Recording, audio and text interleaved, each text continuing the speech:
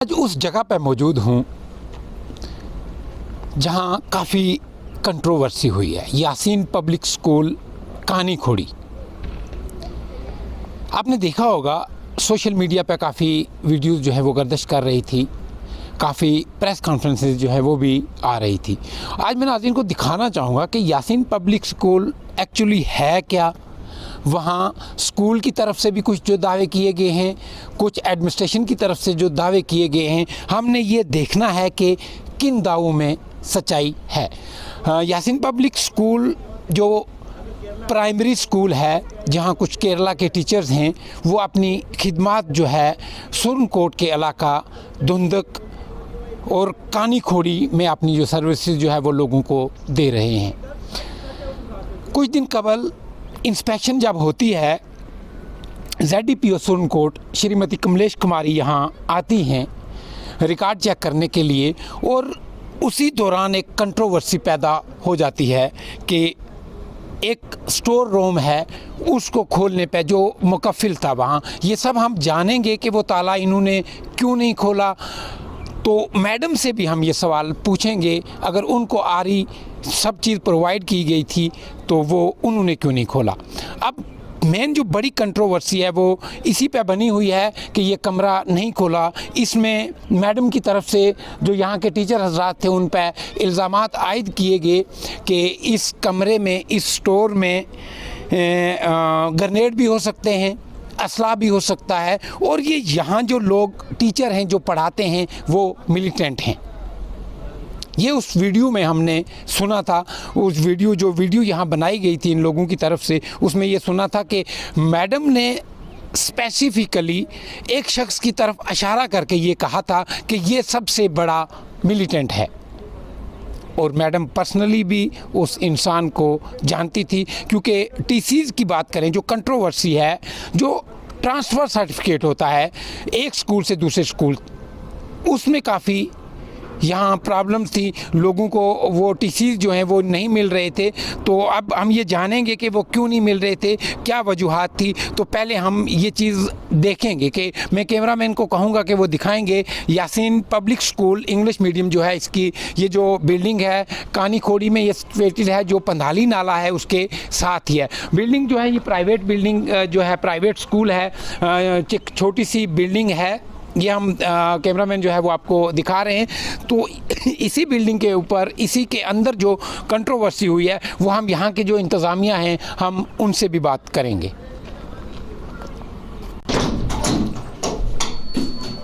ये वही ऑफिस है जहाँ पे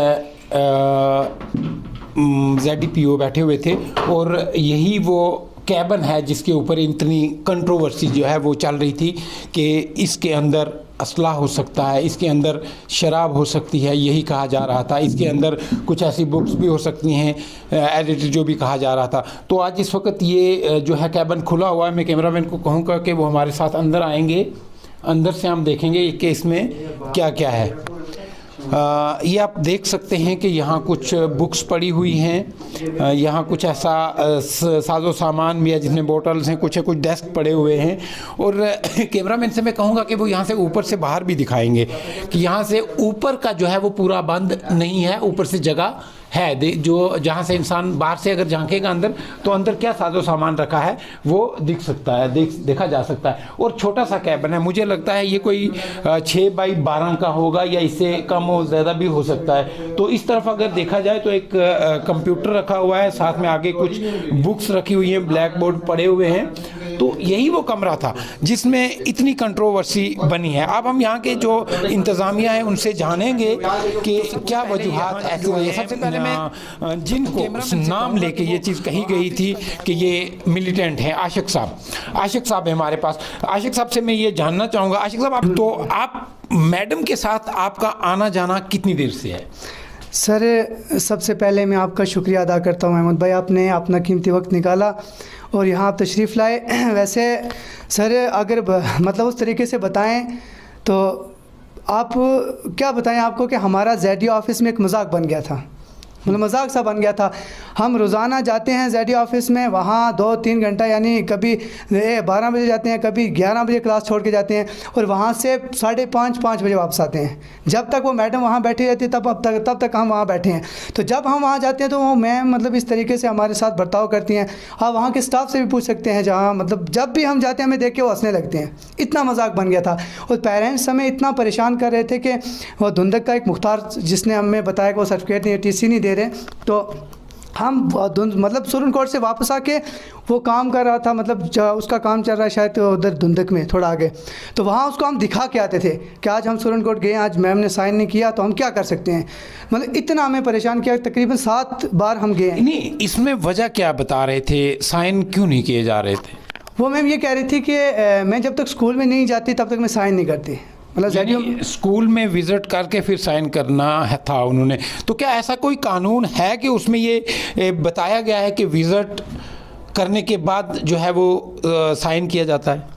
नहीं, ऐसा कोई कानून नहीं है। अभी तक तकरीबन 2009 से हमारा स्कूल चल रहा है, अभी 2021 चल रहा है। अब आपको पता है अभी कानून शायद यूटी में हो कोई ऐसा, मैं उसके बारे में जानकारी नहीं है, लेकिन 10-11 साल से 10 साल से तो हम करवा रहे हैं, ऐसा कुछ भी नहीं है। मतलब हमारा पहले क्लस्टर जब ये मैडम साहिबा के आने से पहले आपको ऐसी कोई दिक्कत आती थी? नहीं, कुछ भी दिक्कत नहीं आती थी। मैम साहब जब मतलब मैम साहिबा यहाँ पे थी तब भी हमें कोई दिक्कत नहीं थी, उनसे भी कोई दिक्कत नहीं थी। हमने मतलब मैंने ही अपनी कॉल से, अगर आपको मतलब चाहिए तो मैं वो भी बता सकता हूँ, मैंने 50 मरतबा मैम से कॉल की, मैम जी आप आइए, यहाँ पेरेंट्स परेशान करते हैं, आप आए यहाँ। तो मैंने बार बार उनको कॉल की। तो जब वो आने लगे, मैं कल आ रही हूँ, फिर एक हफ़्ता गुजर जाता है, फिर हम उनके पास जाते हैं। फिर ZDO मैम को भी पता है इसके बारे में। रफ़ीक साहब ने हमारा वो जो है ना उस TC को चेक भी किया, उसमें स्टैंप भी लगाई। स्टैंप लगाने के बाद जब हमने साइन करवाने के लिए वहाँ बैठे तो मैम ने एकदम लोगों के सामने कहा, ये नहीं यहाँ पे साइन नहीं करना। आपको मैंने कितनी मरतबा बोला आप यहाँ ना आए? तो मैंने कहा क्यों ना आए आप? 2 दिन का बोल के 2 हफ्ते नहीं आते, तो पेरेंट्स हमें गालियाँ देते, गालियाँ भी। इस पर हम डिटेल से बात करेंगे। सबसे पहले जो इस कमरे का क्या राज है, इसमें क्या ऐसी चीज़ थी कि आपने जो ये ताला लगाया हुआ था वो कमरा नहीं खोला? मैं ये जानना चाहूँगा क्योंकि सवालात उठ रहे हैं हमारे पास, जो काफ़ी किस्म के लोगों की फ़ोन कॉल भी आई थी, सवालात उठ रहे थे। हमारा काम है कि इस चीज़ को मंजर आम पे लाना। ताला खोलने में क्या ममानत थी, आपने ताला क्यों नहीं खोला? जी सर, बहुत शुक्रिया। मतलब इसके बारे में आपको क्लियर बताता हूँ। ये ताला जब मैम यहाँ आए तो पहले तो उन्होंने कहा, मतलब वो तो पूरी बात आपसे सुनी, मैं इस ताले के बारे में बात करता हूँ। मैम यहाँ बैठे आकर कहने लगे आप इसको खोलें, मुझे शक है आप पर। मैंने कहा मैम शक क्या, हमारे पास चाबी नहीं है इस वक्त इसकी।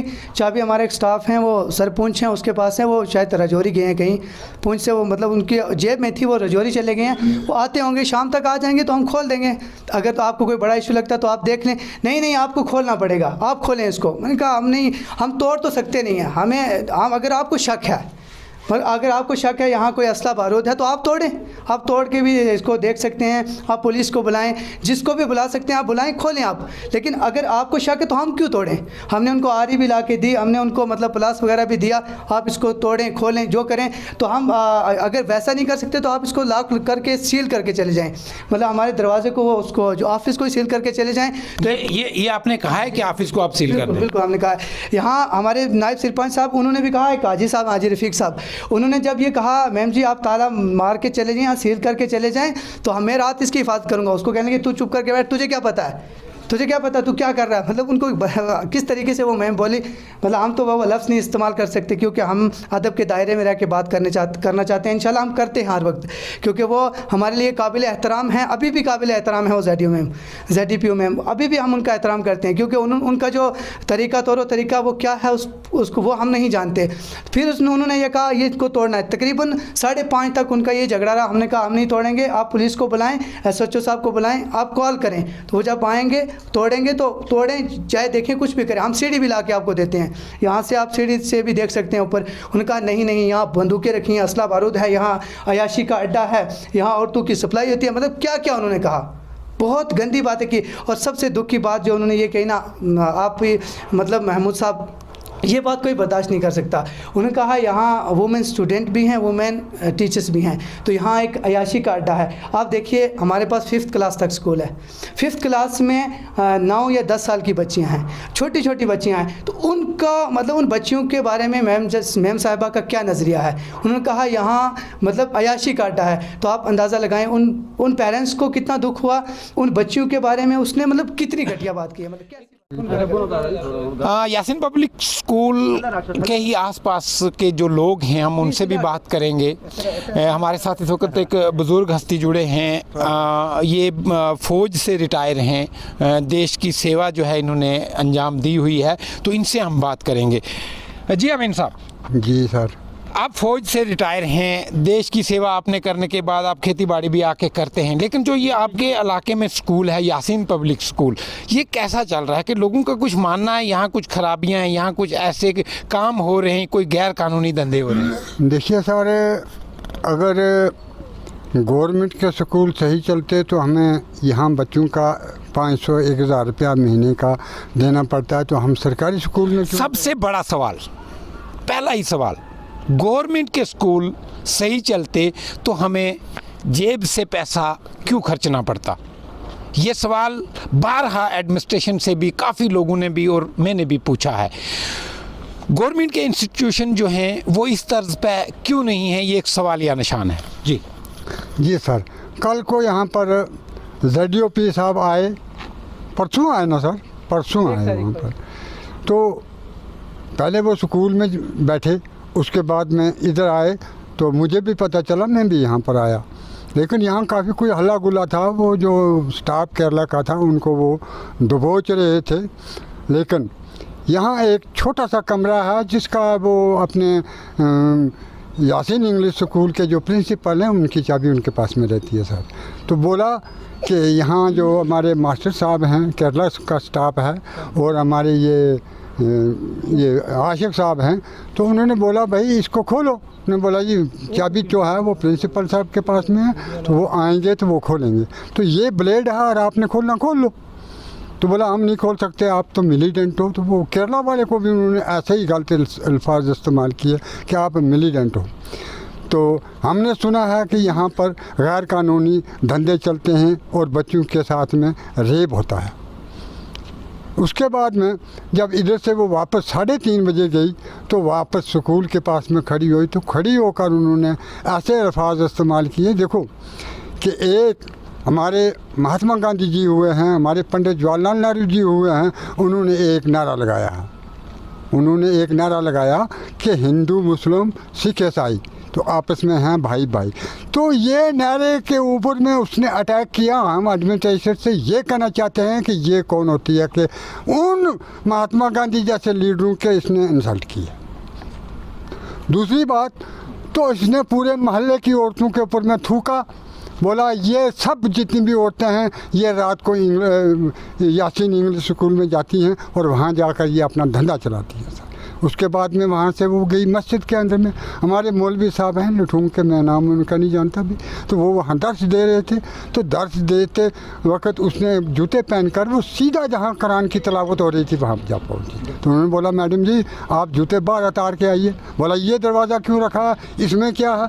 देखो अगर हम गुरुद्वारे में जाते हैं या मंदिर में जाते हैं तो हम उसका एहतराम करते हैं, जूता उतारते हैं, जाते हैं अपने रस्म और रिवाज के मुताबिक। तो इसने हमारे जो इस्लाम के अंदर में इसने मुदाखलत किया, इससे हम ये कहना चाहते हैं कि इसके ऊपर में सख्त से सख्त कार्रवाई होनी चाहिए।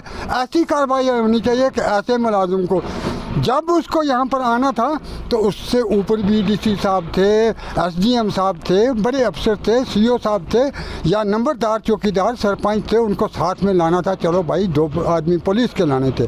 तो ऐसे वो अपने आप में जज्बात में आकर उसने ऐसे गलत अल्फाज इस्तेमाल किए जो हमें काबिल बर्दाश्त नहीं हो सकते। एक इंसान को जिसको आप जानते भी हो, जिसके साथ आपका आना जाना रोज़ लगा रहता है हर दूसरे तीसरे दिन, उसी को खासकर मिलिटेंट कहना कि ये सबसे बड़ा मिलिटेंट है, जो मैंने वीडियो में देखा है, तो यहाँ क्या मिलिटेंट कहना एक रवाज है या इसके पीछे क्या मंशा हो सकती है? देखो सर, एक आज ऐसा हुकूमत का भी कोई ऐसा बीच में चल रहा है कि किसी भी जगह है मुसलमानों को दबाया जाए। तो मैं तो डेली आता हूँ यहाँ, 2-3 चक्कर लगाता हूँ यासीन इंग्लिश स्कूल में, मदरसे में जाता हूँ, इनके ऑफिस में बैठता हूँ, देखता हूँ मैं। अगर ये मिलीटेंट होते तो ये आर्मी वाले देखो, ये वो बोर्ड लगा है और उन्होंने 1 लाख रुपए का अंदर पानी फ़िल्टर दिया और यहाँ पर मेजर साहब आए, मेरी उनसे बात हुई। तो देखो, अगर बोलना होता तो तलाशी लेनी होती है, उनको लेनी होती वो जो उनको अथॉरिटी थी। इसको कोई अथॉरिटी नहीं थी कि ये अनलीगल काम किया है। तो आप किस किस्म की कार्रवाई चाहते हैं कि इस पर क्या कार्रवाई होनी चाहिए? एडमिनिस्ट्रेशन को आपका क्या मैसेज रहेगा कि आप के जो जज्बात जो हैं वो मजरू हुए हैं, ज़ख्मी हुए हैं, तो किस किस्म की कार्रवाई अमल में लाई जाए ताकि आपकी वो ज़ख्म जो है वो भरा जाए? हम यही कहना चाहते हैं कि डीसी साहब, एसडीएम साहब और एसएसपी साहब भी यहाँ पर आ सकते हैं। जो उन्होंने बयान दिया है कि वहाँ पर मैं गई और 2 कमरे हैं, अभी वो भी आकर यहाँ पर देख सकते हैं कि 2 कमरे हैं या 6 कमरे हैं, या जो यहाँ पर हमारी जो टीचर हैं प्राइवेट हैं तो वो आकर यहाँ पर तालीम देती हैं। तो क्या उनके साथ में भी 8-8 साल के बच्चे हैं? जो प्राइमरी स्कूल है वहाँ से 5 साल का बच्चा एडमिशन लेता है और उसकी कितनी उम्र होती है जो उन बच्चों के लिए बोलते हैं यहाँ पर बच्चों के साथ में रेप होता है। इसलिए अपने डीसी साहब, अपने एसडीएम साहब और मुतलका जो हमारे यहाँ के सुरनकोट के पुलिस स्टेशन है वो आकर यहाँ पर इंक्वायरी करें और इस मैडम को नौकरी से डिसमिस करना चाहिए। जो मांग है इनकी वो एडमिनिस्ट्रेशन ने पूरी करनी है। तो अब मैं आपसे ये जानना चाहूँगा कि आप 24 घंटे यहाँ रहते हैं यासीन पब्लिक स्कूल के आसपास। अभी एक शुरुआत हुई थी जहाँ मेरे काफ़ी लोगों से भी कैमरे के पीछे जब बात हुई, बात चलती रहती है, काफ़ी लोग मिलते हैं, तो मुझे लोगों ने कहा कि इस स्कूल के आने से हमें फ़ायदे हुए हैं। यहाँ से हमारे बच्चे केरला जो है वो फ्री ऑफ कास्ट जाके पढ़ते हैं, मदरसे की तरफ से भी और स्कूल की तरफ से भी, इंग्लिश मीडियम की तरफ से। तो आपको क्या लगता है कि इस स्कूल के यहाँ आने से कुछ फ़ायदा हुआ है? बहुत फ़ायदा हुआ हमें। हमारे बच्चे इस वक्त जो 4वीं-5वीं क्लास में पढ़ते हैं वो बिल्कुल इंग्लिश टू इंग्लिश बोलते हैं। और उनके बच्चे जाकर देखो प्राइमरी में, उनको 1-2 का पहाड़ा गिनती भी नहीं आती भी। हम कैसे उन बच्चों को वहाँ पर पढ़ा सकते हैं? जहाँ मिड डे मील मिल रहा हो, जहाँ बच्चों का एक टाइम का खाना मिल रहा हो, सरकारी स्कूलों को छोड़ के अगर लोग प्राइवेट स्कूलों का रुख करते हैं तो इसमें भी सोचने की बात है। ये मेरा एडमिनिस्ट्रेशन से सवाल रहेगा कि अपना जो तालीमी निज़ाम है इसको दुरुस्त किया जाए। गरीब लोग हैं, मज़दूरी करके दिहाड़ी लगा के 2 टाइम का खाना बनाते हैं, फिर अगर वो प्राइवेट स्कूल में अपने बच्चों को भेजते हैं तो इसमें अपने बच्चों का मुस्तकबिल जो है उसको संवारने के लिए भेजते हैं। और भी हम यहाँ बात करेंगे। हमारे साथ ये मौजूद हैं यहाँ, क्योंकि मैं यहाँ का रहने वाला हूँ, मुझे सबके नाम भी पता हैं। बरकत जो एक इलेक्टेड नायब सरपंच हैं, हम उनसे भी बात करेंगे। जी बरकत, आप बताएं हमें कि जो ये एपिसोड हुआ था आप उसमें यहीं पे थे या यहाँ नहीं थे? मैं बिल्कुल यहाँ पे था। मैंने यहाँ पे, मैं जिसको मुझे फ़ोन आया मैं यहाँ पे पहुँच गया। मुझे सरपंच साहब ने फ़ोन किया कि आप वहाँ जाएं, उधर को प्रॉब्लम हो गई है, आप देखें उधर जाकर। मैं इधर आया, मैंने पहले इधर बैठ के मैं मैडम से बोला कि मैं इधर का नायब सरपंच हूँ। उन्होंने मुझे पहले ही डायरेक्ट बोला आप कौन होते हो इधर आने वाले। उसने कोई भी बात जो है ना वो हमारी सुनी भी नहीं। फिर उसने ये बोला कि आप इधर मिलिटेंट रहते हैं, ये जो कमरा है इसमें मिलिटेंट है और एमुनिशन है। मैं उनको बोला आप ऐसे करो, मैं भी देखता हूँ इधर, क्योंकि मेरी भी जिम्मेदारी है, मैं भी देखता हूँ कि इधर देखता हूँ कितने मिलिटेंट है। आप ऐसा करो कि आप एसडीएम साहब से को फ़ोन लगाओ या अपने डीएसपी साहब को सुरकोट फ़ोन लगाओ, वे पुलिस भेजें या आर्मी आए, हम भी देखें इधर मिलिटेंट कितने हैं और क्या इधर ये एमुनिशन है, क्या इधर को या बोला था उन्होंने कि इधर रेप होता है, वो हम भी देखें कि वो अंदर कोई रेप होता है या नहीं होता।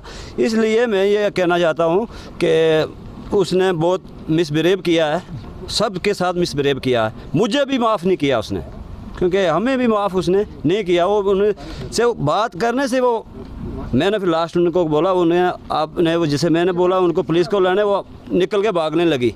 मैं क्या मैडम रुको, हम पुलिस बुलाते, मैं बुलाता हूँ, फ़ोन में करता हूँ, आप क्यों नहीं। वो भागने लगी, यहाँ से नीचे भागने लगी। वो नीचे जाके उन्होंने मस्जिद में जाके, उधर हमारा मौलाना साहब, ये खालिद साहब उधर पढ़ा रहे थे बच्चों को, तो सीधा उन्होंने उस वक्त फ़ोन किया कि मैडम साहब बूट लगा के अंदर आ गई है।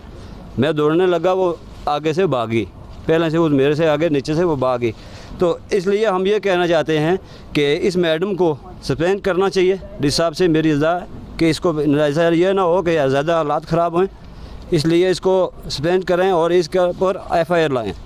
ठीक है, यही मांग है लोगों की कि कार्रवाई जो है वो अमल में लाई जानी चाहिए। आप देखना यह है कि डिपार्टमेंट ने, जब मेरी सरकारी ज़राया से बात हुई थी, एक मोहतबर ऑफिसर से मेरी बात हुई थी, उन्होंने मुझे यकीन दिलाया था कि 2 दिन का टाइम जो है वो इनको दिया गया हुआ है। वो टाइम जो है वो कल यानी मंडे सोमवार को पूरा होगा। तो हम देखते हैं एडमिनिस्ट्रेशन की तरफ से इस पर कितना अमल पैरा किया जाएगा। एजुकेशन डिपार्टमेंट की मैं बात करूँ, यहाँ बड़ा वीक डिपार्टमेंट रहा है। यहाँ अक्सर एजुकेशन डिपार्टमेंट पे उंगलियां जो हैं वो उठती रही हैं। अगर प्राइवेट स्कूल यहाँ चल रहा है तो रजिस्टर्ड भी है अगर स्कूल, जैसे कि मैं डॉक्यूमेंट्स आपको दिखाऊंगा इसमें, जैसे ZDPO मैडम का ये मानना था कि ये रजिस्टर्ड ही नहीं है, हमें पता ही नहीं है, इनका कोई रिकॉर्ड ही नहीं है।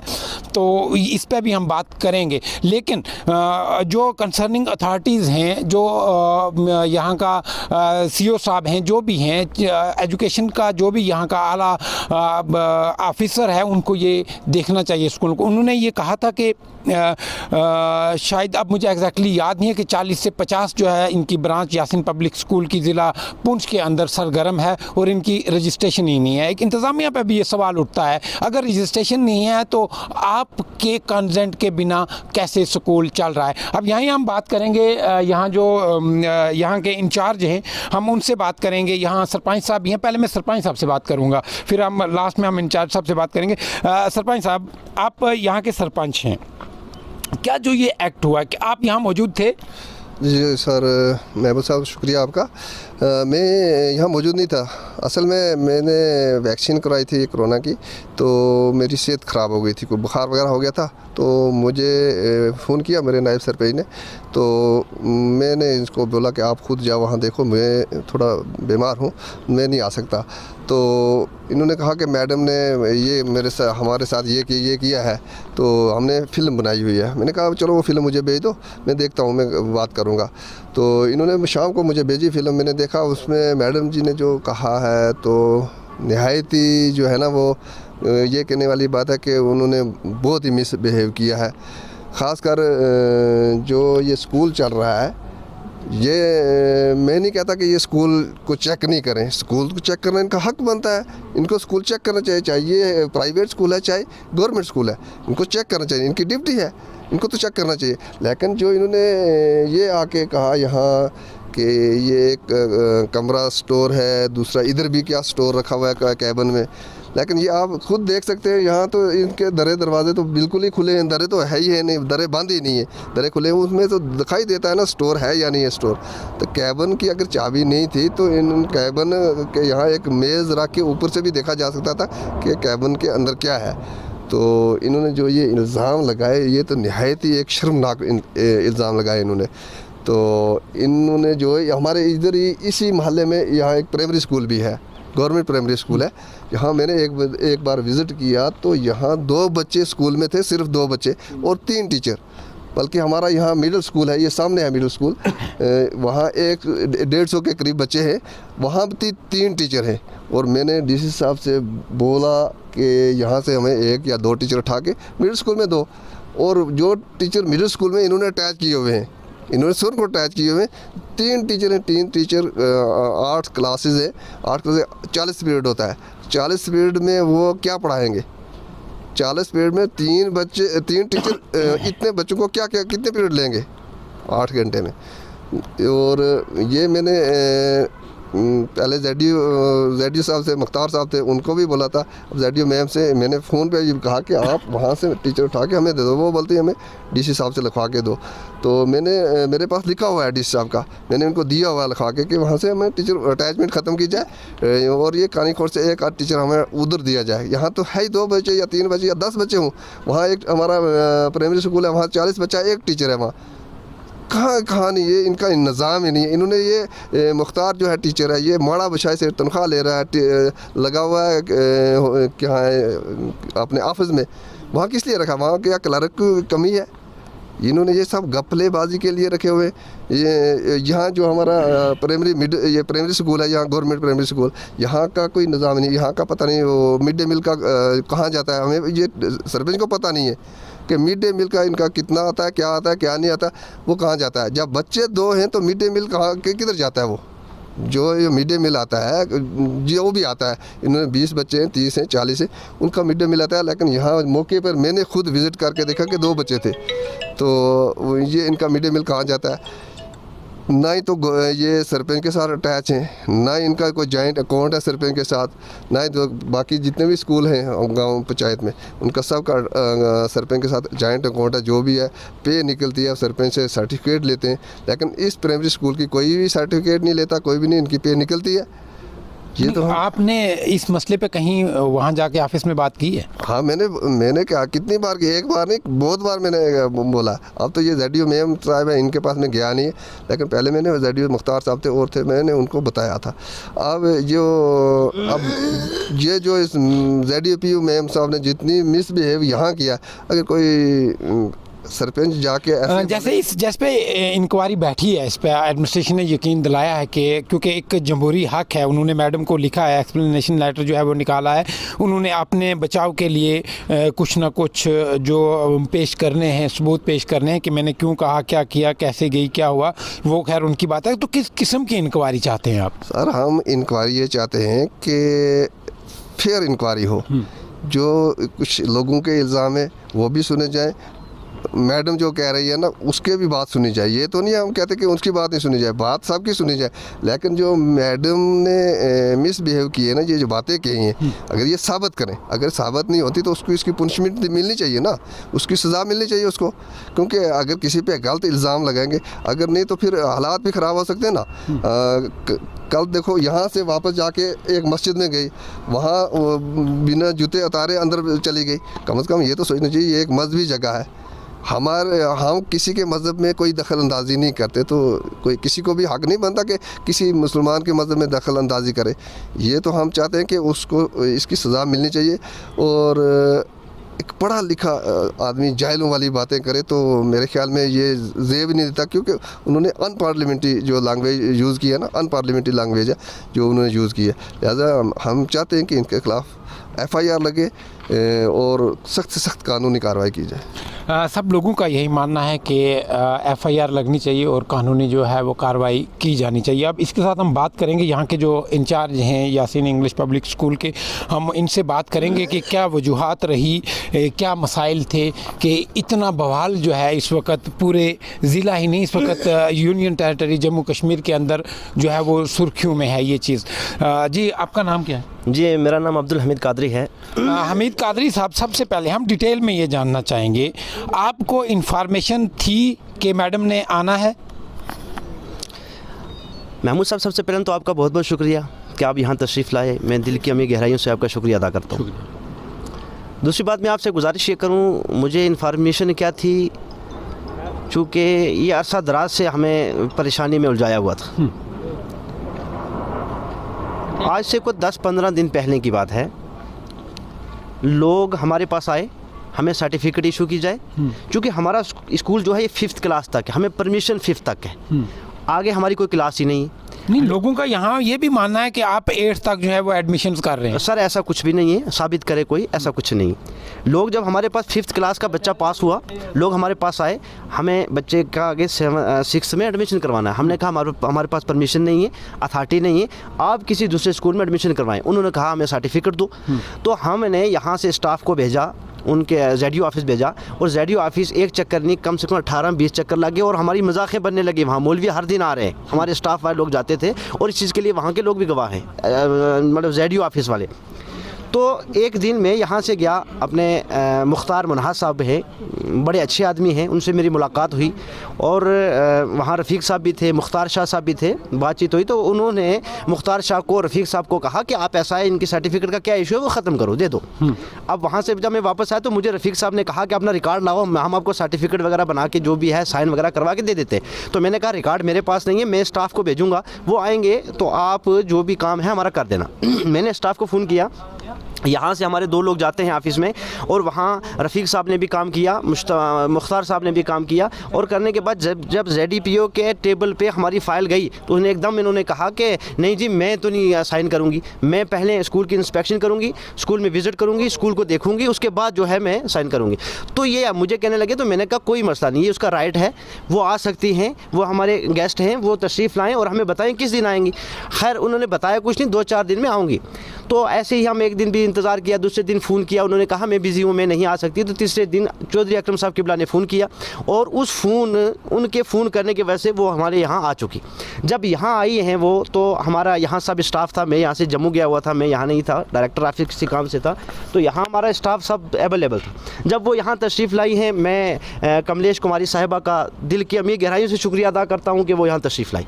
वो जब यहाँ आई हैं तो यहाँ के जो हमारा स्टाफ था, उन्होंने बाज़ाब्ता खाने पीने का इंतज़ाम किया है, यहाँ ब्रेकफास्ट का इंतज़ाम किया है, और ठंडा वगैरह का इंतज़ाम किया है, बिठाया है।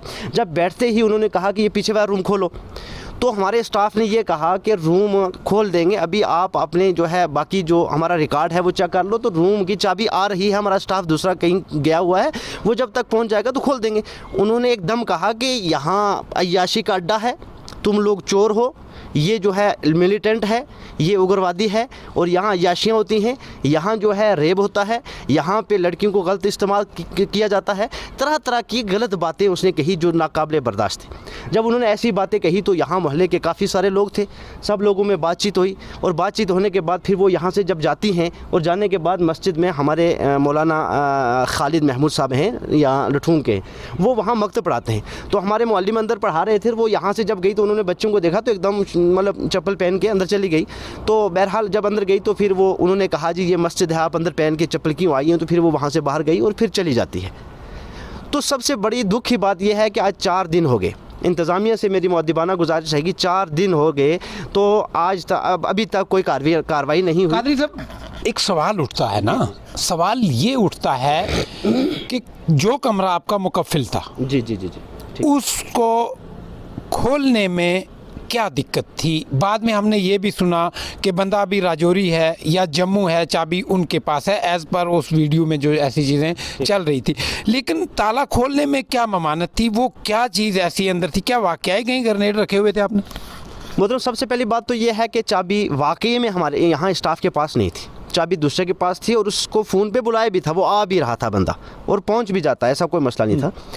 मैं आपसे गुजारिश ये करूँगा कि जब उन्होंने मिलिटेंट कह दिया, अय्याशी का अड्डा कह दिया, जब चोर कह दिया, जब तरह तरह के इल्ज़ामात तराशी उन्होंने कर दी, तो फिर हमने ये कहा कि अब अगर हम ताला मतलब उनको हमने आरी भी दी खोलने के लिए कि वो तोड़ने के तोड़ो, वो उनके हाथ में भी देखी थी, तोड़िए इसको काटो या कुछ करो, तो वो अगर काट भी देती तो हमारा ये नज़रिया था कि अगर ये हमारे ऊपर इल्ज़ाम तराशी कर रही हैं तो जाहिर सी बात है कि पुलिस डिपार्टमेंट को होना चाहिए, किसी ज़िम्मेदार आदमी को होना चाहिए, उनके सामने खोला जाए और पता चले इसके अंदर क्या है।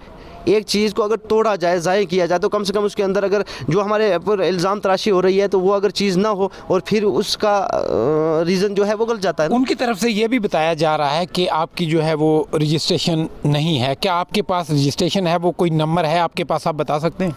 जी सर, हमारे पास रजिस्ट्रेशन है, रजिस्ट्रेशन कॉपी है, वो लाइए। और हमारे पास 5th तक ही जो है परमिशन है, और 5th तक ही हमारा स्कूल चल रहा है। और अगर 5th तक हमारा स्कूल ना चलता तो हमें टीसी की अभी ज़रूरत भी नहीं थी, चूँकि कोई मांग भी नहीं रहा था। वो लोग कह रहे थे एडमिशन करो आगे, तो हमें चूँकि एडमिशन नहीं करना थी आगे 7th में 6th में, तो हमने लोगों से कहा कि आप टीसी ले जाओ, आप सर्टिफिकेट ले जाओ, दूसरे स्कूल में एडमिशन करो। हमारे यहाँ परमिशन 5th तक ही है, और 5th तक ही बच्चे पढ़ते हैं। हमारे यहाँ एक इदारा चलता है जामिया निज़ामिया मंजूर इस्लाम के नाम से, और हमारे यहाँ इदारे में मदरसे में जो बच्चे पढ़ते हैं अल्हम्दुलिल्लाह बिफज़्ल ताला, उन बच्चों को फ्री ऑफ कास्ट तालीम दी जाती है। जहाँ उन बच्चों को अरबिक सिखाई जाती है, वहाँ इंग्लिश कंप्यूटर की तालीम का तशफ़ी बख्श इंतज़ाम है, और खाने का बेहतरीन इंतज़ाम है। आप मुआयना कर सकते हैं। हमारे जो मदरसे पढ़ने वाला बच्चा है, जहाँ वो जो है अपनी गोजरी में या पहाड़ी में बात करता है, वहीं साथ में अरबिक में बात करेगा, वहाँ साथ में इंग्लिश में भी बात करेगा, और साथ साथ में वो तमाम लैंग्वेज पर महारत रखेगा अल्हम्दुलिल्लाह। रजिस्ट्रेशन नंबर की जहाँ बात चल रही थी, मैडम साहिबा ने ये चीज़ कही थी कि ये इदारा जो है ये पता ही नहीं किसने रजिस्टर्ड किया है, इनके पास रजिस्ट्रेशन नहीं है।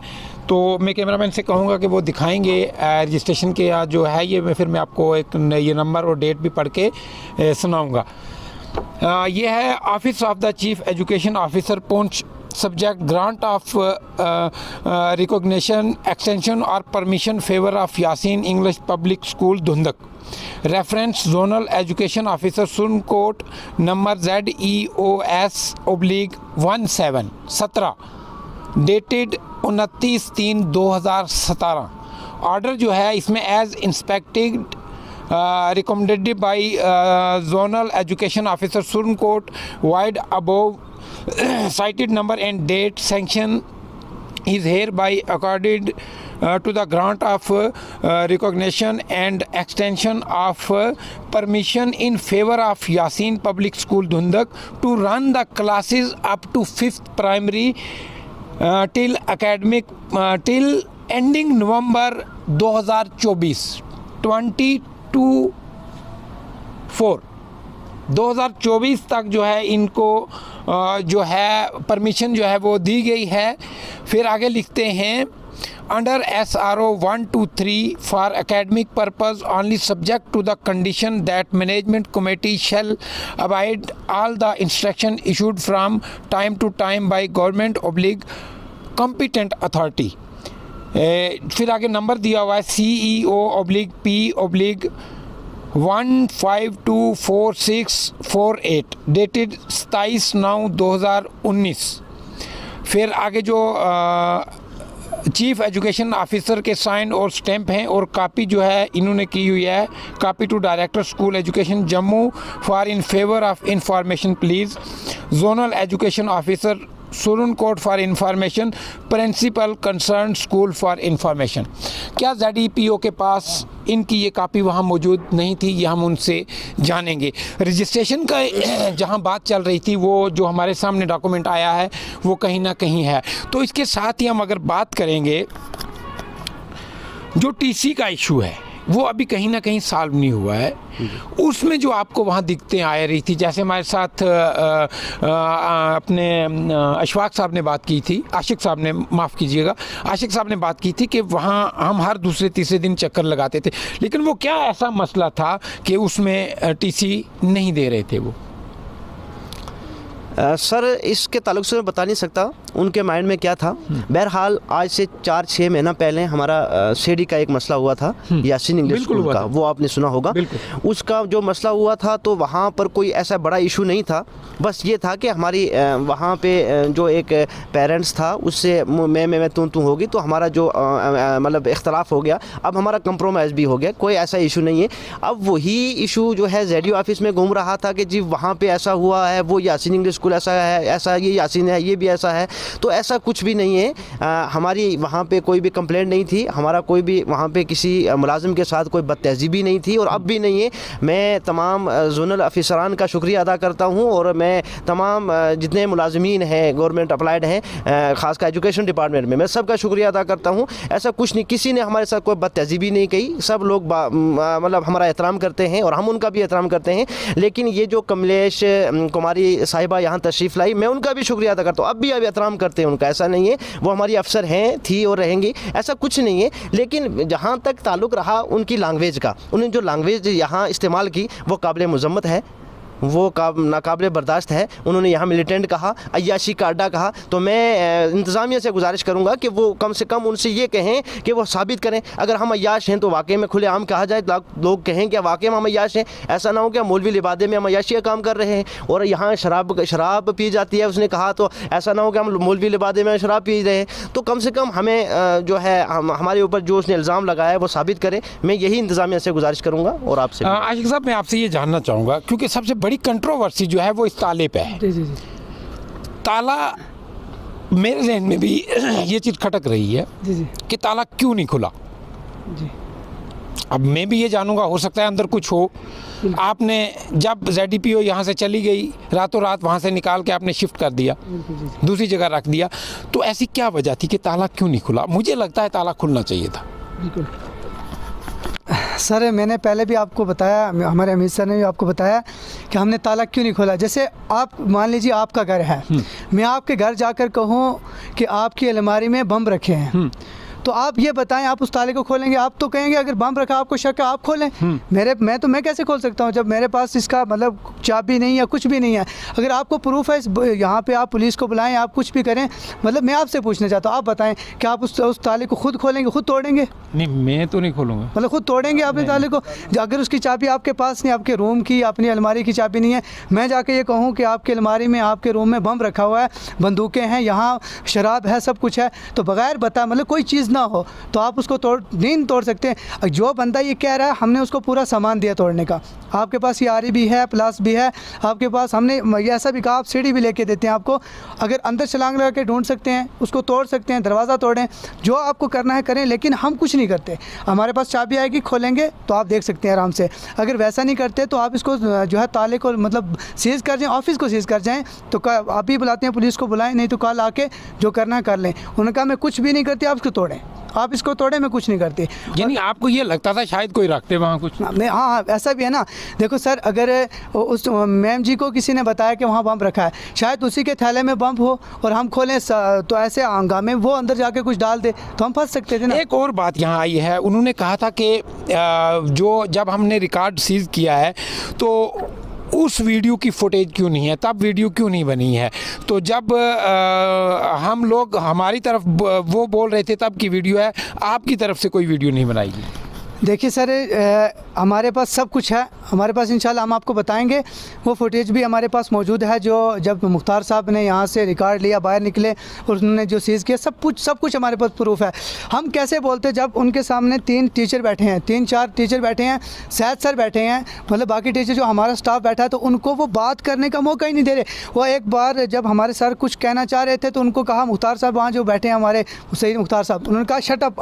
और जो दूसरी मैम करिए, आप वो केरला के साथ जो मतलब आप जानते हैं कितने मेहनती और किस तरीके से वो लोग यहाँ आते हैं, हम उनको कितनी मेहनत से लाते हैं, उनको कहने लगे आप 2000 रुपये लेके यहाँ भीख मांगते हैं, धंधा करते हैं, तो उनको बात करने का मौका ही नहीं दे रहे थे। मतलब ऐसा लग रहा था मतलब सब कुछ यही बोलना चाहते हैं। आप कह रहे हैं मतलब पूरी वीडियो है, अब वीडियो मतलब सब कुछ देख सकते हैं कि हमारे स्टाफ की कोई बात वो सुन ही नहीं रहे थे। अब मैंने थोड़ी बात करना चाहिए तो उन्होंने कहा तू चुप करके खड़ा, तू बड़ा मिलिटेंट है, तो बड़ा मिलिटेंट है, तो आतंकवादी है, यहाँ आप यहाँ अंदर मतलब क्या करते हैं, मिलिटेंटों को सुलाते हैं, तो हम कैसे बात कर सकते थे?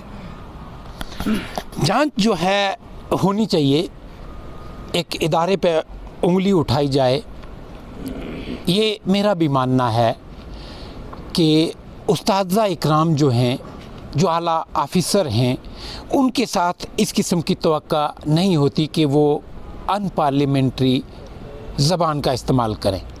तो इनको क्या क्या मुश्किलात आई? मुख्तार साहब, तफसील से हम आपसे ये जानेंगे कि आपके बच्चे वहाँ स्कूल में पढ़ते थे, आपने कंप्लेन की और ZDPO का दौरा होता है स्कूल में, ये ऐसी क्या वजूहात रही कि आप स्कूल के ख़िलाफ़ जो है आपने कंप्लेन की?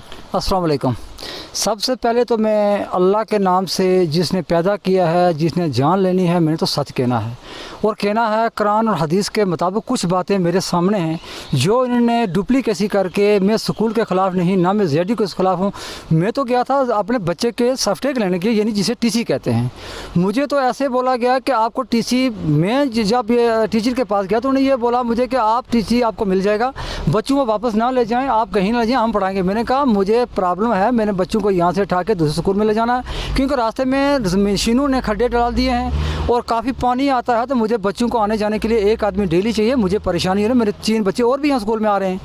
तो इन्होंने बाद में बताया, कहा मुझे करते करते 8 मार्च का 6 मार्च को स्कूल खुले हैं, उस 22 मार्च को मैंने फ़ोन किया कि यार मुझे सर्टिफिकेट चाहिए, तो इन्होंने मुझे बोला आप ऐसा करना, हमारे प्रिंसिपल साहब नहीं आए हैं, प्रिंसिपल आएंगे तो आपका साइन होगा। जब 3 महीने से, इन 4 महीने से लेकर आज तक मुझे इन्होंने कभी फ़ोन उठाते हैं मेरा, कभी तो उठाते ही नहीं, कभी कहते हैं सुरनकोट में, कभी कहते हैं जम्मू में, तो होते हैं अपने मदरसे में। मुझे नहीं पता ये रजिस्टर मदरसा है, मुझे नहीं पता ये रजिस्टर अकेडमी है, इनका क्या फ्रॉड है, क्या झूठ है, लेकिन जो मैडम के साथ हुआ या मौलवी ने बोला, इसके लिए मैं ना मौलवी के ख़िलाफ़ हूँ, ना मैडम के ख़िलाफ़ हूँ।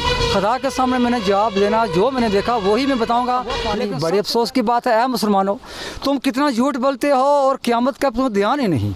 आप मदरसे चलाओ, अकेडमी चलाओ, मुझे कोई तले, मुझे बच्चे का टीसी चाहिए था।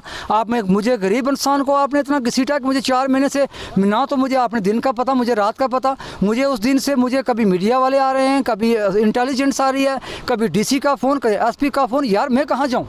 बड़े अफसोस की बात है, मुझे ऐसा टीसी मैंने एप्लीकेशन नहीं दी। इन्होंने कहा मुझे कि आप स्कूल में आओ, आपको टीसी मिलेगा। मुझे 20 चक्कर लगवा दिए। मैं अपने काम करते करते जब आप मेरी जगह पे पहुंचे हैं तो मैं यहाँ मजदूर भी लगे हैं, मेरा काम भी चल रहा है, मैं खुद भी मजदूर हूँ। आज मैं पहुँच जा रहा था, लेकिन चलो आपको तफसील बताता हूँ। लेकिन इसको इशू बना के हिंदू मुसलमान का फसाद फैलाने की कोशिश कर रहे हैं। मांगा मैंने टीसी तो आप चले गए हिंदू मुसलमान को लड़ाने के लिए। मतलब ये है कि आप सर्टिफिकेट लेने के लिए वहाँ गए, आपको क्या चीज़ कही जा रही है कि वो सर्टिफिकेट क्यों नहीं दे रहे थे? आपकी जैसे आपने कुछ ऐसी वजूहात बताई कि वहाँ पुल नहीं है, रास्ता ख़राब है, मुझे बच्चों को वहाँ भेजने में दिक्कत होती है, लेकिन वो सर्टिफिकेट क्यों नहीं दे रहे थे? इसमें क्या मामला थे? इसके लिए सर मुझे ये नहीं पता उनकी रजिस्टर थी या नहीं थी, या क्यों छिपा रहे थे। मैंने यहाँ तक बोला अगर आपको प्रॉब्लम आ रही है, इंशाल्लाह मुझे भी लोग जानते हैं, हम भी इंशाल्लाह बोल चल रहे हैं, मुझे बताओ, मैं साथ चलूँगा। जेडीओ साहब को बोलूँगा आप साइन करो प्लीज़, बच्चों की ज़िंदगी का मसला है। मेरे बच्चे को आर्मी स्कूल से टेम्परेरी रखा है, उन्होंने टेम्परेरी की एडमिशन, लेकिन टेम्परेरी रूल हैं स्कूल के, उन्होंने टेम्परेरी रखा कि टीसी आएगा तब पक्का करेंगे, वरना पक्का नहीं करेंगे। हम टीसी को उनकी जिम्मेवारी नहीं उठाएंगे। कल मेरे बच्चों को कुछ हो जाता है, वो तो जिम्मेवारी नहीं उठाएंगे। बच्चे कहाँ थे, मुझे क्या पता कहाँ मारेंगे वो, ये इनका ये रूल रहता है। अब इनकी टीसी इन्होंने देनी थी, मुझे नहीं पता क्या वजह थी, लेकिन मुझे 22 जनवरी से लेकर आज तक चक्कर लगवाते रहे और मुझे नहीं पता जेडीयू के साथ या इनके पास क्या मामला था। लेकिन ये सब मामला पीछे रखते हुए मेरे साथ क्या गुजरा वो तो बहुत लंबी बात है, लेकिन मेरे दिन 4 महीने ज़ाया कर दिए। मैं गरीब आदमी था, बच्चों की फीस नहीं पूरी कर सकता मजदूरी करके। अब ये बताएं, उस दिन 1 अप्रैल थी जब जेडीओ साहब स्कूल में आए, मुझे नहीं पता कहाँ थे क्या नहीं है। मौलवी साहब कभी बोलते हैं आप आ रहे हैं कल, मुझे नहीं पता आए या नहीं आए। मैं यहाँ काम कर रहा था, 2:30-3 बजे का टाइम था। जेडीओ साहब ने फ़ोन किया मुझे, आप कहाँ हैं? मैंने कहा मैं तो अपने काम पे हूँ। तो आपको स्कूल नहीं आए? मैंने कहा मुझे किसने बताया आप स्कूल आए हैं? उन्हें बोला टीचर ने आपको नहीं बताया? सर मुझे कोई किसी ने फ़ोन नहीं किया, ना मुझे बताया कि स्कूल में आप आए हैं। जो ही मैं मुझे ज़बरदस्ती किया कि आप नहीं आएंगे तो आपको टीसी नहीं मिलेगा, आपके बच्चों को ये हो जाएगा। मैंने बोला प्लीज़ 2 किलोमीटर दूर है घर है मेरा, मैं यहाँ से जाऊँगा, आप वहाँ कितना इंतज़ार करेंगे? आप साइन करके वापस आ जाएँ तो प्लीज़ मैं सर्टिफिकेट ले लूँगा। उन्होंने बोला नहीं, जब तक आप नहीं आएंगे तो हम टीसी नहीं देंगे, क्योंकि टीसी के पीछे सर्टिफिकेट लेने वाले वालिदैन का साइन होता है। मैं उस मजबूरी को समझ के काम यहाँ बंद करके घर गया, वहाँ से चला गया। 20 मिनट का रास्ता मैंने 5 मिनट में तय किया। मैंने कैसे किया वो मुझे पता है। वहाँ पहुँचा तो आगे इनकी लड़ाई चल रही थी। स्कूल के टीचर साहब बाहर थे, मैडम जेडीओ इनकी मेहमान थी या एक ऑफिसर थी, वो तो इनकी कुर्सी पर बैठे, या 2-4 टीचर और भी थे। इन्होंने कहा जी कि मैं अंदर गया तो बोला आप, अच्छा आपका मामला? मैंने मेरा मामला, आप टीसी क्यों नहीं मिली? मैडम जी आपको पता होगा, क्यों नहीं दे रहे हैं आप, या ये क्यों नहीं दे रहे? उन्होंने कहा ये तो स्कूल रजिस्टर्ड नहीं है, इनके पास स्टैंप ही नहीं है, कम्प्लेक्स नहीं है, हम क्या करें? मैंने कहा वो मेरे बच्चे को या मुझे मत घसीटो, वो आपका मामला, जो मर्जी करो, मुझे टीसी चाहिए। तब तक मौलवी आशिक है या हमीद था, हमीद जम्मू में चला गया, आशिक यहाँ मौजूद था। उसने बोला जी कि आपको टीसी मिल जाएगा। मैंने कब मिलेगा? जब बच्चों को स्कूल से बाहर निकाल देंगे, या मुझे 20,000 खर्चा कर दिया आर्मी स्कूल में, वर्दी का, किताबों का, फीस का। आप बताओ 1 महीना वहाँ भी हो चुका है, तो मैं उनकी फ़ीस तो भर चुका हूँ, अब मैं कहाँ से लाऊंगा टीसी? उधर मैडम जी कह रही हैं चलो ठीक है हम आपको टीसी देते हैं, साइन करते हैं, लेकिन मेरे को इनकी को फॉर्मेलिटी जो पूरी कर रही थी, तो मैंने रिकॉर्ड जब्त किए हैं। आप दफ्तर में आए, मगर उनको बोला कोई कैबिन खोलने के लिए। अगर मैडम जी ने ये बोला कैबिन खोलने के लिए या उसको एक अंदर से देखने के लिए, इसके क्या है उनका काम था, वो उसको देख के अंदर से उसको कागजात चेक करें, लेकिन उन्होंने स्कूल का वो पिछला कैबिन नहीं खोला। तो मैडम जी ने कहा मुझे शक हो रहा है यहाँ आपने कुछ रखा हुआ है। उन्होंने सीधा बोला कि इसको रखा हुआ है तो आप क्यों नहीं इसको खोलते, या आप सीधा खोल दो, मैं चेक करके चली जाती हूँ, मुझे कोई प्रॉब्लम नहीं है ना। बच्चों में सर मैंने हाथ जोड़े, मैडम जी प्लीज़ इसके अंदर कुछ होगा या नहीं, मुझे साइन दो, मैं गरीब आदमी, मैं जा रहा हूँ, मेरा काम है। 6 मजदूर यहाँ खड़े हैं, जहाँ इस वक्त आप खड़े हैं यहाँ मेरा काम भी चल रहा है, और मेरे 2 ट्राली मसाला बनाया हुआ था जिसको सीमेंट मिक्स करके वो भी बर्बाद किया। वो वहाँ पहुँचा तो उन्होंने ये बोला ठीक है मैं देती हूँ, लेकिन ये पहले क्लियर करने के बाद। चलो आप, मैंने बोला मैडम जी यहाँ से चलो आप ताला लगाओ, तो आप चलते हैं दफ्तर में, ठीक है वहाँ करना। लेकिन कुछ आदमी ने बाहर मैडम पर काफ़ी बदतमीज़ी की, कुछ इन्हीं मौलवी साहिबान थे, इनके टीचर थे। एक खलाई का आदमी था, बोल रहा था कि मैं उसका वर्ष चौहान हूँ, मेरी 300 से 400 अकेडमियाँ चल रही हैं, और मेरे अपने जेडीओ हैं, मेरे अपने डायरेक्टर हैं, मेरे अपने सी हो, आप नहीं करेंगे। मैडम जी ने यह जवाब दिया कि ठीक है मैं जेडीओ में हूँ या मेरे ऊपर और भी ऑफिसर हैं, अगर आपके पास सीईओ भी हैं, डायरेक्टर भी अपने हैं, आपके सभी कुछ है जेडीयू, तो आप उनसे साइन कर मेरे पास क्यों आए? मैंने फिर हाथ बांधे, मैडम जी प्लीज़ मेरा मामला इनको छोड़िए, आपका मामला बातें कर लेना। इतनी बात हुई। तब तक इस दौरान में कम से कम 6 बज चुके थे स्कूल में मैडम जी को। अगर उस वक्त मैडम जी ने अपनी सहूलियत के लिए किया या जैसे किया, अपने उसको क्या ऐसे अपने TSO क्या बात है उसको अपने SDM साहब को फ़ोन किया तो उन्होंने कहा ठीक है, कहाँ उन्होंने फ़ोन उठाया ही नहीं। उस दौरान मैं बात कहता हूँ खुले आम शरेआम, अगर खुदा न खास्ता वही मोहल्ले के लोग, वही मौलवी साहिबान या कोई दूसरा तीसरा उन सरकारी मुलाजिम के ऊपर हमला करता तो उसका जुम्मेवार ये SDM साहब। एक चीज़ और है इसमें, जैसे मैडम साहिबा की तरफ से ये चीज़ कही गई कि इस कमरे में बारूद भी हो सकता है, इस कमरे में कोई और चीज़ भी चल सकती है, इस कमरे में कुछ भी हो सकता है। तो कमरा जब मैडम को उन्होंने वो आरी ला के दी तो मैडम ने खुद भी कमरा नहीं खोला और मैडम ने ये कहा कि ये लोग यहाँ मिलिटेंट हैं। ये चीज़ कही मैडम ने आपके सामने। एक मिनट, इन लोगों ने कलवाई। अगर मैडम जी को आरी दी गई कि काटो, मैडम क्यों काटती? जो स्कूल के स्टाफ था वो उन्होंने क्यों नहीं खोला? मैं उनके खिलाफ नहीं। उसमें मेन वजह क्या थी? मैं आपसे ये जानना चाहूँगा कि कमरा ना खोलने की वजह क्या थी? क्योंकि आपके बच्चे भी स्कूल में जाते थे। आपको पता होना चाहिए था कि स्कूल में क्या क्या हो रहा है। उस कमरे का जो ताला है उसका राज क्या है? वो उसका राज तो ये हो सकता है, वो मैडम जी ने जब इनको लास्ट यानी एक रिक्वेस्ट करके भी कहा आप प्लीज़ मैं कोई वीडियो बनाऊंगी और ताला खोलो, मैं आपका देख के चले जाऊंगी। उस वक्त उन्होंने नहीं खोला। मेरे हिसाब से तो वहाँ रिकॉर्ड जाली था, कुछ ऐसी चीज़ें किताबें बुक्स वगैरह जाली थी जो इनका रिकॉर्ड में आ रही थी और जिसमें ये स्कूल फंस रहा था या टीचर फंस रहे थे। यानी बुक्स किस टाइप की बुक्स थी? वो मुझे उसका पता नहीं, लेकिन स्कूल की थी या कोई और कोई ऐसी सिस्टम था उसका अंदर का, मैंने अंदर ताला मैं क्या जानता हूँ उस चीज़ को। लेकिन मैडम जी इस शक पे बोला कि आपके बच्चे जब स्कूल में रहते थे, आप स्कूल की जो बुक्स हैं, यो कापियां हैं, वो बाहर से लेते थे या स्कूल प्रोवाइड करता था? स्कूल ने पैसा लेके, फ्री तो उन्होंने दी नहीं कभी, मुझसे पैसा लेके वो लेते थे। कुछ कापियां 2-4 नहीं मिलती वो हम बाहर से ले लेते, लेकिन किताबें जो है स्कूल वाले दे रहे थे। उन किताबों के रेट्स जो हैं आपने कभी मार्केट में कंपेयर किए एक दूसरे के साथ? मैंने नहीं किया। मैंने तो जैसे मैं सोचा यार चलो जो है इनका ईमान जाने, ये जाने, जो रेट बताया गया, अगर 2000 बना तो 2 बार दे दिया, 3 बना 3 दे दिया, 1500 बना 1500 दे दिया, 1000 बना 1000 दे दिया। मैंने कुछ देखा नहीं। स्कूल की अगर हम बात करें, किस किस क्लास में थे बच्चे आप? एक और बड़ा इशू रहा है मुख्तार साहब,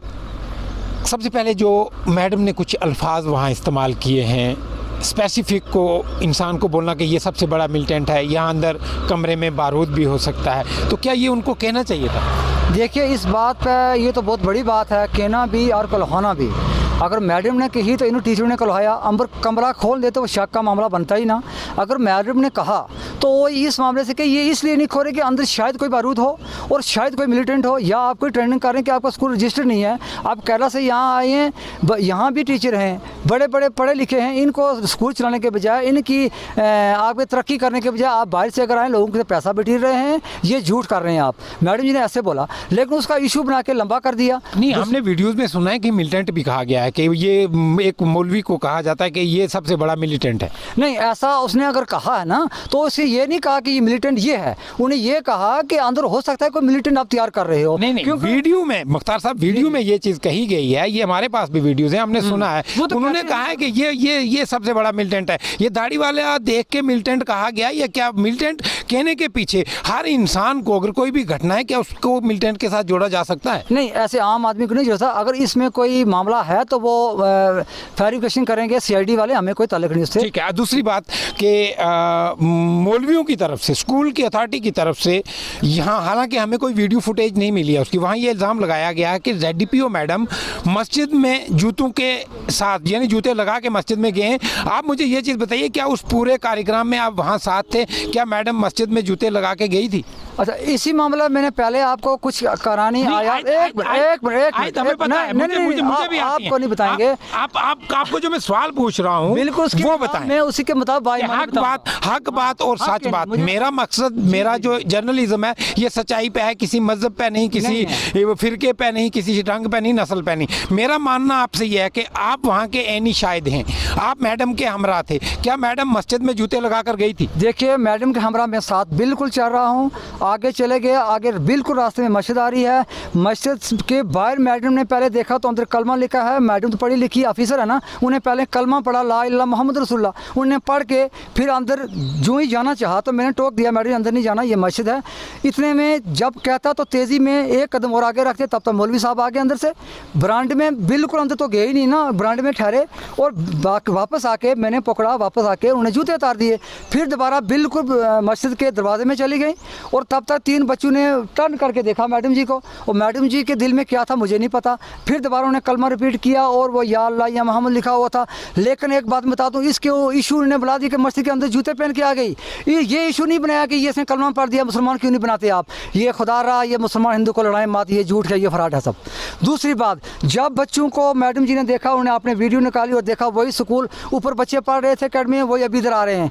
लेकिन उस मैडम की बात को कट करते मैंने बोला, मैडम जी ये स्कूल के टाइम में स्कूल पढ़ते हैं, दूसरे टाइम में आके मस्जिद में पढ़ते हैं। लेकिन मैडम जी ने कहा, मुख्तार साहब ये बात नहीं है, यहाँ मदरसा जो है वो रजिस्टर है, एकेडमी रजिस्टर नहीं है, ये झूठ कर रहे हैं, ये बात बिल्कुल सच है। और मैडम जी के ऊपर वैसे इल्ज़ाम लगाया जा रहा है, ये बड़ी बात। यासीन पब्लिक स्कूल की अगर बात की जाए, इससे पहले भी एक वीडियो जो है वो तस्कीन न्यूज़ ने चलाई थी, जिसमें ये कहा गया था कि ये इलीगल काम कर रहे हैं, ये इनकी जो एडमिशन्स हैं वो 5th तक हैं, 8th तक चला रहे हैं और फ़ीस का भी कुछ मसला था।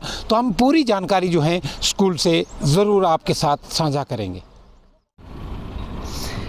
बात दरअसल ये है कि हमने प्रेस कॉन्फ्रेंस देखी 2 तारीख की, 2 अप्रैल की। वहाँ मुख्तार शाह साहब और जो है हमारे सैयद सर जो हैं हेडमास्टर साहब हैं, उनका एक बयान आया कि जो मस्जिद की बात चल रही थी कि मस्जिद में मैम जी गए नहीं गए या कुछ कह रहे थे गए, लेकिन वो सैयद सर ये कह रहे हैं कि मैम मस्जिद में बिल्कुल नहीं गई। और मुख्तार शाह साहब भी कह रहे हैं ये इशू बनाया जा रहा है, यहाँ मस्जिद में मैम तो गए नहीं, हम साथ में थे, ऐसा कुछ भी नहीं है, मैम पे इल्ज़ाम लगाया जा रहा है। अब दूसरी बात ये रही कि एक और मुख्तार साहब जो हमारे भाई हैं, धुंधक के अशफाक साहब के भाई हैं, जिनकी कंप्लेंट पे जी, उनकी कंप्लेंट थी कि वो TC के बारे में काफ़ी कंप्लेंट कर रहे थे। अब उनकी बात ये सामने आई, हम वो कह रहे हैं कि मैम जी गए थे अंदर, मतलब मैम जी थोड़े दरवाजे तक गए, उन्होंने जाके कलमा पढ़ा, ला इलाहा इल्लल्लाह लिखा, वो कलमा पढ़ा। अब यहाँ ही से पता चलता है, आप खुद ही सोचें, खुद अंदाज़ा लगाएं, वहाँ मस्जिद में कलमा लिखा है? नहीं, कलमा तो नहीं लिखा मस्जिद में, मतलब जिस तरीके से वो कह रहे हैं, आप वो पजल हो गए हैं, वो पजल हो गया। आप मैम जी ऑलरेडी आप खुद ही अंदाज़ा लगाएं यहाँ से कि मैम जी गए या नहीं गए। यानी आपके कहने का ये मकसद है कि जो मुख्तार साहब मैडम के साथ थे, जिनका भी आपने ये हमारे साथ थे जो बयान दे रहे थे, उन्होंने ये कहा है कि मैडम साहिबा जो है मस्जिद में गई थी, और जो प्रेस कॉन्फ्रेंस में मैडम के साथ जो टीचर हजरात थे उनका ये मानना था कि वो मस्जिद में नहीं गई थी। यहीं से अंदाज़ा लग सकता है, आप पब्लिक जो है वो डिसाइड खुद करेगी। मेरा भी मानना है कि उस्ताज़ा इकराम जो हैं, जो आला ऑफिसर हैं, उनके साथ इस किस्म की तवक्का नहीं होती कि वो अनपार्लियामेंट्री ज़बान का इस्तेमाल करें। तो इसके साथ आपने जब हमारी ये रिपोर्ट में देखा है कि हमने पूरा इन्वेस्टिगेशन किया है, अब फैसला जो है वो आम पब्लिक ने करना है। इसमें जो मुख्तार साहब हैं, हमने उनका भी इंटरव्यू किया था, उसमें भी आपने यही देखा होगा कि उन्होंने स्कूल के लिए ये कहा कि वो मुझे जो TC है वो प्रोवाइड नहीं कर रही थी। तो जहाँ तक यहाँ लगता है कि वो TC तब ही मिलता है जब आला अफसरान का, ZDPO का जो काउंटर सिग्नेचर है वो होगा। तो इसमें मैं ज़रूर कोशिश करूँगा ZDPO साहिबा का इंटरव्यू करके आप तक ये पूरी चीज़ पहुँचाने का। लेकिन तब तक, जब तक इस चीज़ की इंक्वायरी चल रही है, तो आम तासरात जो लोगों में फैले हुए हैं उनको आप मत ज़हनों में पालिए। हम जमहूरी मुल्क में रहते हैं, हम कानून पर यकीन करने वाले हैं, तो मुझे उम्मीद है कि आप लोग आपसी भाईचारा और अमन को ज़रूर कायम रखेंगे। तो इसी के साथ मुझे और मेरी पूरी टीम को दीजिए इजाज़त। देखते रहिए न्यूज़ HN NH1।